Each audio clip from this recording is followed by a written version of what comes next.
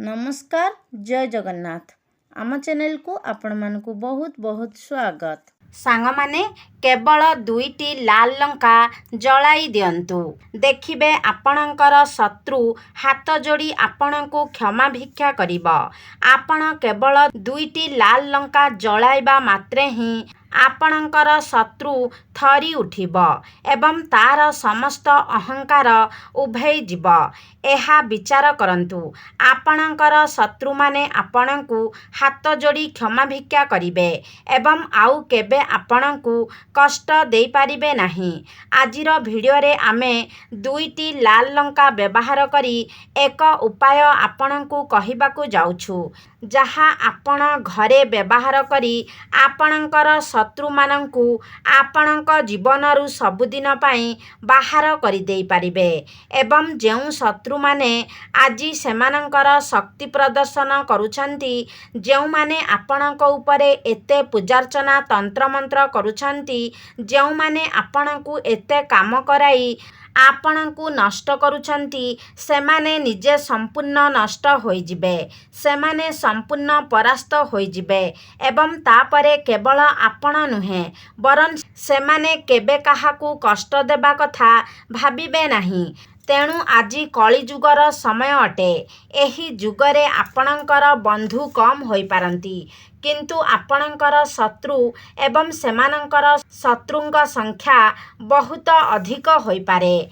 एबे एही गुप्त शत्रु मानंकु देखंतु सरल एवं निरीह लोक माने सेमानंक विषय रे जानि पारंती नाही किंतु सेमानंकर पछपटे एही गुप्त शत्रु माने जाहाकु सेमाने निजर मित्र बोली भाबंती सेमाने सेही व्यक्तिंकु संपूर्ण भावरे नष्ट करि दियंती। आपणक निज भितरे भल अछि, आपणकर भल चिंताधारा अछि, तेणु आपणकु समस्तंकु भल लागे, आपण अन्य मानंकु मध्य भल बोली भाबंती किंतु एहा कली जुग अटे। आजिर समय रे समस्ते भल होई पारिबे नाही, समस्ते आपणकर बंधु होई पारिबे नाही।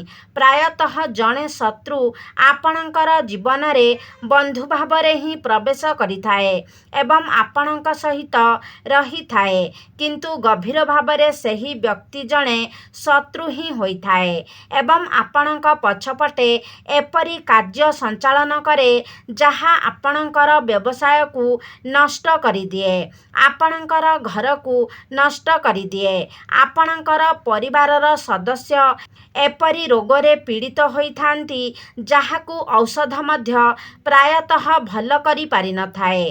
तेणु प्रायतः शत्रु एही समस्त जिनिस पछरे थाए एवं प्रत्येक व्यक्ति समान नुहंती, प्रत्येक व्यक्ति आपणकर शत्रु नुहंती एवं प्रत्येक व्यक्ति आपणकर बंधु मध्य नुहंती। एही समय कलिजुगरे आपणकु अत्यंत सतर्क रहिबाकु पड़िबो। आपणकु सर्वदा मने रखिबाकु पड़िबो जे समस्तंकु अंध भावरे विश्वास करिबा उचित नुहे। विशेष करी जदि केही आपणकु खोला खोली हैरान करुछंती, आपणकर क्षति करिबाकु चेष्टा करुछि, आपणकर व्यवसाय आपणकर संपत्ति को हड़प करुछि, आपणकु मिथ्या मामला रे फसाइबाकु चेष्टा करुछि किंबा अन्य कौनसी भी उपाय रे आपणकु क्षति पहुंचाइबाकु चेष्टा करुछि किंबा सीधा सड़ख आपणकु आक्रमण करुछि, तेबे आपण 2टी लाल लंका सहित एक सरल उपाय प्रतिकार करंतु एवं तापरे आपण निजे ही देखिबे जे जेउ माने आजी आपणकु एते हैरान करुछंती, जेउ माने समस्त शक्ति सहित आपणक पछरे पड़िछंती, सेमाने एबे निजर समय गणना करिबे। एबे सेमानंकर अनुतापर दिन आसिब कारण एही उपायटी करिबा द्वारा आपणकर शत्रु माने संपूर्ण भावरे ध्वंस प्राप्त हेबे, सेमाने परास्त हेबे अर्थात सेमानंकर तुमको हैरान करिबा पाई आउ किछि भी रहिब नाही। जेतेबेले सेमानंकर सबु किछि नष्ट होई जिवो, गोटिए मुहूर्तरे सेमानंकर शक्ति समाप्त होई जिवो, तेणु एहा काहाकू क्षति करि पारिबो नाही। एबे आमे आपणक पाई आनिथिबा उपाय गुड़िक शुणंतु। ଏକ ଲାଲ ଲଙ୍କାର ଉପାୟ ଆପଣ ହୁଏତ ଲକ୍ଷ୍ୟ କରିଥିବେ ଯେ ଲାଲ ଲଙ୍କା ବହୁତ କଠିନ। ସେହିପରି ଏହା ଆପଣଙ୍କର ଶତ୍ରୁର ଜୀବନକୁ ନଷ୍ଟ କରିପାରେ। ଏହାର କଠିନତା, ଏହାର କ୍ଷୁଦ୍ରତା ହିଁ ଆଶ୍ଚର୍ଯ୍ୟଜନକ କାମ କରେ। ଯଦି ଆପଣ ଏହାକୁ ସଠିକ୍ ଭାବରେ ବ୍ୟବହାର କରନ୍ତି, ତେବେ ଲାଲ ଲଙ୍କା କୌଣସି ସାଧାରଣ ପ୍ରତିକାର ନୁହେଁ। ଏହାର ଚମତ୍କାର ଶକ୍ତି ରହିଛି ଏବଂ ଏହା ଦୁଷ୍ଟ ଆଖିକୁ ଦୂର କରିପାରିବ ଏବଂ ତୁରନ୍ତ ଦୁଷ୍ଟମନ୍ତ୍ରକୁ, କଳାମନ୍ତ୍ରକୁ ଓଲଟାଇ ପାରିବ। ଏହା ଏତେ ଶକ୍ତିଶାଳୀ ଅଟେ, ଶତ୍ରୁ ଯେତେ ଶକ୍ତିଶାଳୀ ହେଉନା କାହିଁକି, ସେମାନେ ଏହି ପ୍ରତିକାର ସମ୍ମୁଖରେ ଠିଆ ହୋଇପାରିବେ ନାହିଁ। ସେମାନେ ଆପଣଙ୍କ ଉପସ୍ଥିତିରେ ଠିଆ ହୋଇପାରିବେ ନାହିଁ, ଅର୍ଥାତ୍ ସେମାନେ ଆପଣଙ୍କ ସହିତ କୌଣସି ବି ଭୁଲ କାମ କରିପାରିବେ ନାହିଁ। ଲୁଚି ରହିଥିବା ଶତ୍ରୁମାନେ ମଧ୍ୟ ଏହାଦ୍ୱାରା ପରାସ୍ତ ହେବେ, ଅର୍ଥାତ୍ ଯେଉଁମାନଙ୍କୁ ଆପଣ ବନ୍ଧୁ ବାନ୍ଧୁଛନ୍ତି କିନ୍ତୁ ଆପଣଙ୍କୁ ପଛରେ ସେମାନେ ଶତ୍ରୁ ଅଟନ୍ତି, ତ ସେମାନେ ମଧ୍ୟ ଏହି ଉପାୟ ଦ୍ୱାରା ପରାସ୍ତ ହୋଇଯିବେ ଏବଂ ଯେଉଁମାନେ ଆପଣଙ୍କୁ ଖୋଲାଖୋଲି ଆକ୍ରମଣ କରୁଛନ୍ତି, ସେମାନେ ମଧ୍ୟ ସମ୍ପୂର୍ଣ୍ଣ ନଷ୍ଟ ହୋଇଯିବେ। ତେବେ ଆପଣଙ୍କୁ କ'ଣ କରିବାକୁ ପଡ଼ିବ? ପୁରୁଷ କିମ୍ବା ମହିଳା ଯେକୌଣସି ବ୍ୟକ୍ତି ଏହି ପ୍ରତିକାର କରିପାରିବେ। ଏହି ପ୍ରତିକାର କେବେ ବ୍ୟବହାର କରିବା ଉଚିତ? ତେଣୁ ରାତିରେ ଏହି ପ୍ରତିକାର କରିବାକୁ ଚେଷ୍ଟା କରନ୍ତୁ, କାରଣ ଯଦି ଆପଣ ରାତିରେ କିମ୍ବା ସୂର୍ଯ୍ୟାସ୍ତ ପରେ ଏହି ପ୍ରତିକାର କରନ୍ତି, ତେବେ ସେମାନେ ବହୁତ ଦ୍ରୁତ ଗତିରେ କାମ କରନ୍ତି। ପ୍ରତିକାର ସହିତ ଏହି ଉପାୟର ଶକ୍ତି ବୃଦ୍ଧି ପାଏ। ତେଣୁ ଶତ୍ରୁ ଜଣେ, 2 ଜଣ କିମ୍ବା ଯେତେ ଜଣ ହୁଅନ୍ତୁ, 1000, 1 ଲକ୍ଷ କିମ୍ବା 1 କୋଟି ମଧ୍ୟ ହୁଅନ୍ତୁ, ଆପଣ ସମସ୍ତଙ୍କୁ ପରାସ୍ତ କରିପାରିବେ। ତେଣୁ ପ୍ରଥମେ ଆସନ୍ତୁ ଆଲୋଚନା କରିବା ଯେଉଁ ଜିନିଷଗୁଡ଼ିକ ଆପଣଙ୍କୁ ନେବାକୁ ପଡ଼ିବ। ଏହି ଉପାୟ ପାଇଁ ଯେଉଁ ଜିନିଷ ଆପଣଙ୍କର ଆବଶ୍ୟକ ହେବ। ତ ସାଙ୍ଗମାନେ, ଏସବୁ ବିଷୟ ଜାଣିବା ପାଇଁ ଭିଡ଼ିଓଟିକୁ ସ୍କିପ୍ ନ କରି ଶେଷ ପର୍ଯ୍ୟନ୍ତ ନିହାତି ଦେଖନ୍ତୁ ଏବଂ ଭିଡ଼ିଓକୁ ଗୋଟେ ଲାଇକ୍ କରି ଚ୍ୟାନେଲଟିକୁ ସବସ୍କ୍ରାଇବ୍ କରିଦିଅନ୍ତୁ ଏବଂ କମେଣ୍ଟ ବକ୍ସରେ ଜୟ ବଜରଙ୍ଗବାଲି ନିଶ୍ଚୟ ଲେଖନ୍ତୁ। ଏବେ ଆସନ୍ତୁ ଜାଣିବା ଉପାୟଟି ବିଷୟରେ। ତ ଏଥିପାଇଁ ଆପଣଙ୍କୁ 2ଟି ଶୁଖିଲା ଲାଲ ଲଙ୍କା ନେବାକୁ ପଡ଼ିବ। ଏଠାରେ ଆସୁଥିବା ଶୁଖିଲା ଲାଲ ଲଙ୍କା ଯେମିତି ସେଥିରେ ଡେମ୍ଫ ଥାଏ, ସେଥିପ୍ରତି ଆପଣ ଧ୍ୟାନ ରଖିବେ। ଏହାପରେ ଆପଣ ଗୋଟିଏ କଲମ ନିଅନ୍ତୁ। ଆପଣ କେଉଁ ରଙ୍ଗର କଲମ ନେବେ? ଆପଣଙ୍କୁ ଗୋଟିଏ କଳା ରଙ୍ଗର କଲମ ନେବାକୁ ପଡ଼ିବ ଏବଂ 2ଟି ଶୁଖିଲା ଲାଲ ଲଙ୍କା, ଗୋଟିଏ କଳା ରଙ୍ଗର କଲମ ନେଇ ଆପଣ ଯାହା କରିବାକୁ ପଡ଼ିବ ତାହା ହେଉଛି ଯେ ଆପଣ ନେଇଥିବା 2ଟି ଲାଲ ଲଙ୍କାକୁ ଏଠାରେ ଏକ ସୂତା ନେବାକୁ ପଡ଼ିବ, ଯାହା ଆମର ମୋଲି ସୂତା ହୋଇଥାଏ, ରକ୍ଷାସୂତ୍ର ହୋଇଥାଏ। ଆପଣ ଦେଖିବେ ଲାଲ ଏବଂ ହଳଦିଆ ରଙ୍ଗର ଏକ ସୂତା ଆସିଥାଏ, ଯାହା ପୂଜାରେ ବ୍ୟବହାର କରାଯାଇଥାଏ। ସେହି ସୂତାକୁ ଆପଣଙ୍କୁ ନେବାକୁ ପଡ଼ିବ। ତ ସେହି ସୂତାରେ ଆପଣ ସେହି 2ଟି ଲାଲ ଲଙ୍କାକୁ ବାନ୍ଧି ଦିଅନ୍ତୁ। ତେବେ ତା ପୂର୍ବରୁ ଆପଣ ଏପରି ଏକ କୋଠରୀରେ ସେହି ଉପାୟ କରନ୍ତୁ, ଯେପରି ଏହି ଉପାୟଟି କଲାବେଳେ ଆପଣଙ୍କୁ କେହି ବି ବାଧା ଦେବେ ନାହିଁ, କୌଣସି ପ୍ରଶ୍ନ କରିବେ ନାହିଁ। ସେଥିପାଇଁ ଆପଣଙ୍କୁ ଏହି ପ୍ରତିକାର ସମ୍ପୂର୍ଣ୍ଣ ଏକା କରିବାକୁ ପଡ଼ିବ। ଆପଣ ଏସବୁ ଜିନିଷକୁ ନେଇ ଏକ ସ୍ଥାନରେ ବସିଯାଆନ୍ତୁ, ଯେଉଁଠାରେ କୌଣସି ଶବ୍ଦ ନଥିବ, ଅର୍ଥାତ୍ କେହି ଆପଣଙ୍କୁ ବାଧା ଦେବେ ନାହିଁ। କେବଳ ଆପଣ ହିଁ ସେ ସ୍ଥାନରେ ଉପସ୍ଥିତ ରହିବେ।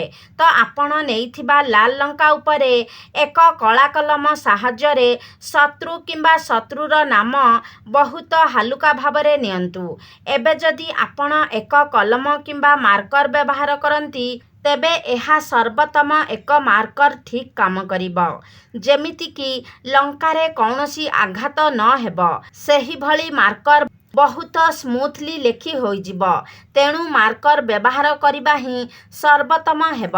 ତ ସାଙ୍ଗମାନେ, ଶତ୍ରୁର ନାମ ଲେଖିବା ଅପେକ୍ଷା ଶତ୍ରୁ ଲେଖିବା ହିଁ ସର୍ବୋତ୍ତମ ହେବ। କାରଣ ଆପଣ ଜାଣନ୍ତି ନାହିଁ ଯେ ଆପଣଙ୍କ ଜୀବନରେ କେତେଜଣ ଶତ୍ରୁ ଅଛନ୍ତି। ଆପଣ ସେହି ଶତ୍ରୁମାନଙ୍କୁ ଦେଖିପାରୁଛନ୍ତି, ଯେଉଁମାନେ ଖୋଲାଖୋଲି ଭାବରେ ଆପଣଙ୍କୁ ଆଘାତ କରୁଛନ୍ତି।